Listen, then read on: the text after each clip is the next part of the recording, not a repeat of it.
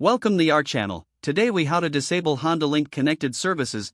To begin, start your vehicle and ensure the ignition is in the on or run position.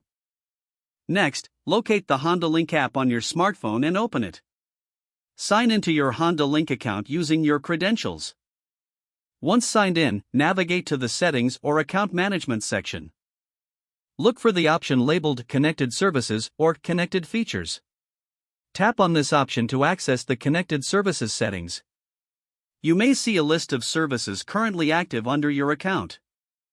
Select the services that you wish to disable. Once selected, follow the prompts to confirm the disabling of those services. After confirming, you should see a notification indicating that the services have been successfully disabled. If you prefer to disable all services, look for a General Settings option in the same menu. Select Deactivate all services if available. Confirm your choice when prompted to ensure all connected services are disabled. After disabling the desired services, exit the HondaLink app.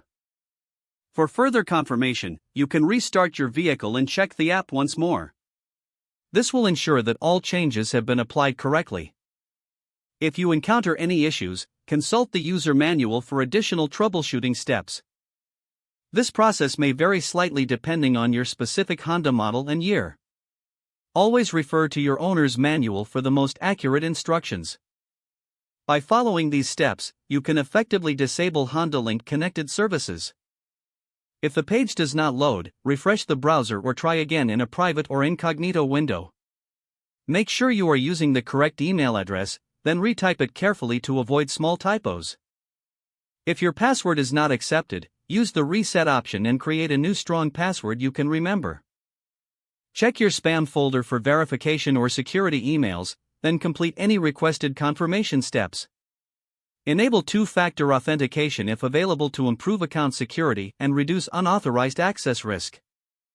After signing in, review your profile details so your contact information and settings are accurate and current.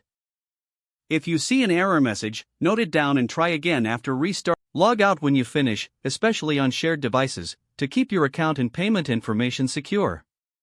If the page does not load, refresh the browser or try again in a private or incognito window. Don't forget to like this video and subscribe to our channel for more step-by-step tech guides.